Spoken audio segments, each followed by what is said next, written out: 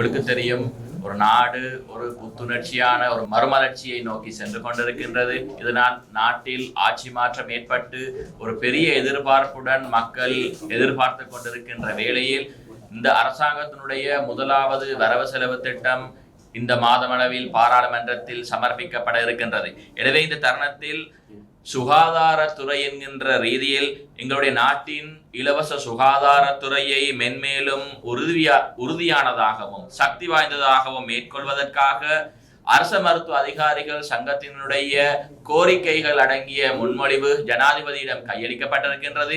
எனவே அது தொடர்பாக ஊடகங்களை தெளிவுபடுத்துவதற்காக நாங்கள் இந்த ஊடக மாநாட்டை கூட்டியிருக்கின்றோம். உங்களுக்கு தெரியும், இந்த நாடு பல்வேறு கட்ட பிரச்சனைகளுக்கு முகம் கொடுத்து ஒரு பொருளாதார ரீதியான பிரச்சனைகள், கோவிட் காலத்திலான பிரச்சனைகள் போன்ற பல்வேறு பிரச்சனைகளுக்கு முகம் கொடுத்த நேரத்திலும் கூட இந்த நாட்டின் சுகாதாரத்துறை வீழ்ச்சியடையாமல் இந்த நாட்டுடைய சுகாதாரத்துறையையும் இந்த நாட்டு மக்களுடைய உயிர் வாழும் உரிமையையும் பாதுகாப்பதற்காக வைத்தியர்கள், விசேட வைத்திய நிபுணர்கள் அடங்கிய இந்த சுகாதார குழு ஒரு முற்றுமுழுதாக பாடுபட்டது. இதன் காரணமாகத்தான் இக்கட்டான காலகட்டங்களிலும் கூட இந்த நாட்டின் சுகாதார சுட்டங்களை சர்வதேச தரத்தில் மேற்கொள்வதற்கு இயலுமாக இருந்தது. எனவே இவ்வாறான இக்கட்டான சூழ்நிலையிலும் கூட இந்த சுகாதாரத்துறை வீழ்ச்சியுறாமல் பாதுகாத்த இந்த வைத்தியர்களுக்கு பொருளாதார ரீதியான நியாயம் வழங்கப்பட வேண்டும் என்பது தொடர்பாக இந்த நாட்டினுடைய வைத்தியர்களில், விசேட வைத்திய நிபுணர்களில் பெரும்பாலும் ஒரு 95% மேற்பட்ட வைத்தியர்களை அங்கத்தவர்களாக கொண்ட ஒரு பொறுப்பு வாய்ந்த ஒரு தொழிற்சங்கமாக கருதப்படுகின்ற அரச மருத்துவ அதிகாரிகள் சங்கத்தினர் இந்த வைத்தியர்களுக்கு பொருளாதார ரீதியான நியாயங்களும் வழங்கப்பட வேண்டும் என்பது தொடர்பாக உறுதியாக நம்பியிருக்கின்றது. எனவே இவ்வாறான பொருளாதார ரீதியான இக்கட்டான சூழ்நிலைகளின் போது இந்த நாட்டிலிருந்து பெருமளவான வைத்தியர்கள், சுமார் 2000க்கும் மேற்பட்ட வைத்தியர்கள் இந்த நாட்டை விட்டு வெளியேற்றி சென்று விட்டார்கள். அதே போன்று இவ்வாறு இந்த இக்கட்டான சூழ்நிலைகளில் குறைந்த சம்பளத்துடன் வேலை செய்து கொண்டிருக்கின்ற இந்த வைத்தியர்கள் இந்த வெளிநாடுகள் சென்று வேலை புரிவதற்கான வசதி வாய்ப்புகளை, பரீட்சைகளை முகம் கொடுத்து சுமார் 5000க்கும் மேற்பட்ட வைத்தியர்கள் எதிர்காலத்தில் எந்த நேரத்திலும் வெளிநாடு நோக்கி செல்லலாம் என்ற நிலையில் தயாராகி காணப்பட்டுக் கொண்டிருக்கின்றார்கள். எனவே இந்த வைத்தியர்களை இந்த நாட்டில் தக்க வைத்துக் கொள்ள வேண்டும், இந்த சுகாதார கட்டமைப்பை பாதுகாக்க வேண்டும், இந்த நாட்டின் வைத்தியசாலைகளை பாதுகாக்க வேண்டும், இந்த நாட்டில் உள்ள மக்களுடைய உயிர் வாழும் உரிமையை பாதுகாக்க வேண்டும். இதற்காக வேண்டி இந்த வைத்தியர்கள் இந்த நாட்டில் அவர்களை தக்க வைத்துக் கொள்வதற்கான நடவடிக்கைகள் முன்னெடுக்கப்பட வேண்டும் என்பது தொடர்பாக அரச மருத்துவ அதிகாரிகள் சங்கம் உறுதியாக நம்பியிருக்கின்றது.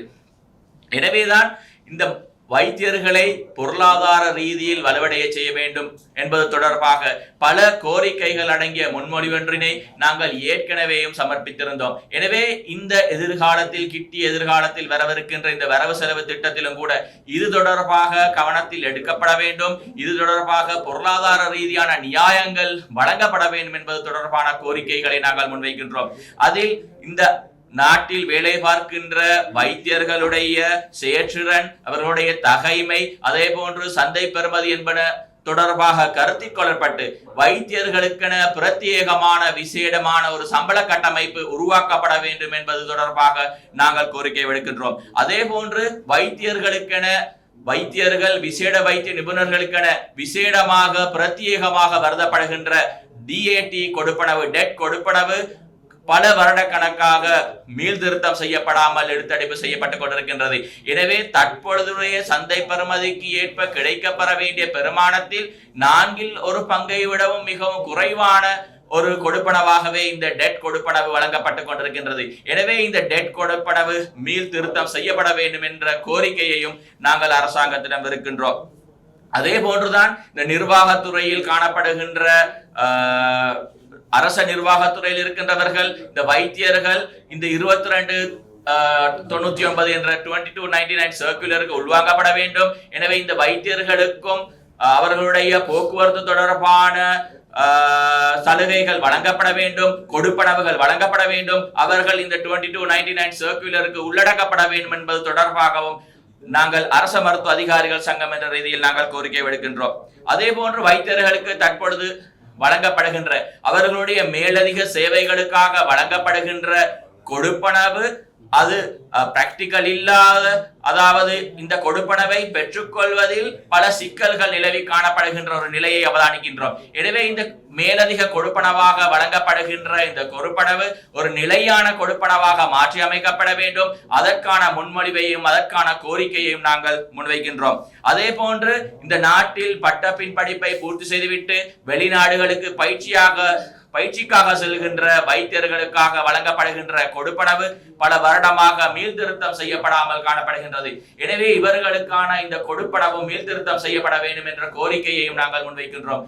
அதே போன்றுதான் இந்த நாட்டில் மருத்துவக் கல்லூரிகளில் பூர்த்தி செய்துவிட்டு இந்த வைத்தியசாலைகளில் உள்ளக பயிற்சி வைத்தியர்களாக வேலை செய்கின்ற வைத்தியர்கள் ஒரு நாளில் 24 மணித்தியாலமும் 30 நாட்கள் 365 நாட்களும் தொடர்ச்சியாக வேலை செய்து கொண்டு இந்த நாட்டில் பாரியதொரு சுமையை சுமக்கின்ற பாரியதொரு சேவையை செய்கின்ற இந்த வைத்தியர்களுக்கு ஒரு கொடுப்பனவாக மாத்திரம் ஒரு சொற்பமான 50,000 ரூபாய்க்கு கிட்டியளவிலான ஒரு தொகையை வழங்கப்படுகின்றது. எனவே இவர்களுக்கு வழங்கப்படுகின்ற இந்த கொடுப்பனவு அதிகரிக்கப்பட வேண்டும் என்ற கோரிக்கையையும் நாங்கள் முன்னெடுக்கின்றோம்.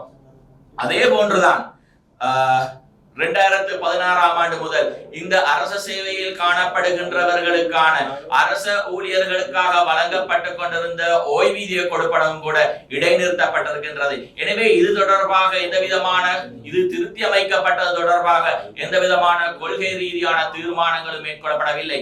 எனவே இது கிடைக்க பெறுமா பெறாதா என்கின்ற கேள்விக்குறி நிலவி காணப்படுகின்றது. எனவே இது தொடர்பான ஒரு தீர்மானத்தையும் நாங்கள் இந்த வரவு செலவு திட்டத்தினூடாக நாங்கள் எதிர்பார்க்கின்றோம். அதே போன்று வைத்தியர்கள் உள்ளடங்கலாக இந்த அரசு சேவையில் காணப்படுகின்றவர்களுக்கு விசேட சலுகையாக போக்குவரத்துக்காக வழங்கப்படுகின்ற இந்த பெர்மிட் இடைநிறுத்தப்பட்டிருக்கின்றது.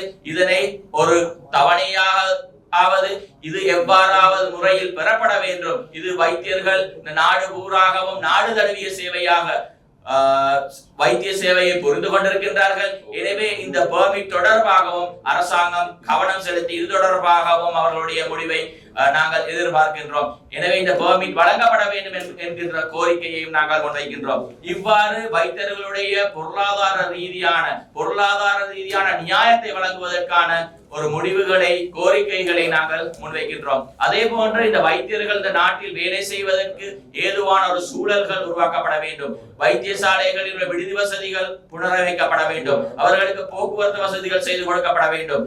வைத்தியசாலைகளில் காணப்படுகின்ற மருந்து பொருட்களின் தட்டுப்பாடுகள் முதலானவை தீர்க்கப்பட வேண்டும் என்பது தொடர்பான நியாயமான கோரிக்கைகளை நாங்கள் முன்வைக்கின்றோம். அதே போன்று ஜனாதிபதி ஏற்கனவே குறிப்பிட்டது போல இந்த நாட்டில் உள்ள தொழில் வல்லுநர்கள் மீதான விதிக்கப்பட்டிருக்கின்ற அநீதியான நியாயமற்ற வரி கொள்கைகள் திருத்தப்பட வேண்டும். இதன் மூலமாக இந்த வரவு செலவு திட்டம் மூலமாக இந்த தொழில் வல்லுநர்களுக்கான ஒரு நியாயமான வரி கொள்கை அமலுக்கு கொண்டு வரப்பட வேண்டும். இதற்கான ஒரு தீர்மானத்தை நாங்கள் எதிர்பார்க்கின்றோம். இவ்வாறு இந்த நாட்டில் உள்ள மக்களுடைய உயிர் வாழும் உரிமையை பாதுகாப்பது என்பது இந்த நாட்டினுடைய சுகாதார கட்டமைப்பை பாதுகாக்க வேண்டும். எனவே இதற்காக பாரிய பங்காற்றுகின்ற வைத்தியர்கள், விசேட வைத்திய நிபுணர்கள் பாதுகாக்கப்பட வேண்டும். அவர்களுக்கு பொருளாதார ரீதியான நியாயங்கள் வழங்கப்பட வேண்டும். இவ்வாறுதான் இந்த சுகாதார கட்டமைப்பை பாதுகாக்க முடியும். எனவே இந்த நாடு தேசிய ரீதியாக ஒரு மறுமலர்ச்சியை நோக்கி சென்று கொண்டிருக்கின்றது.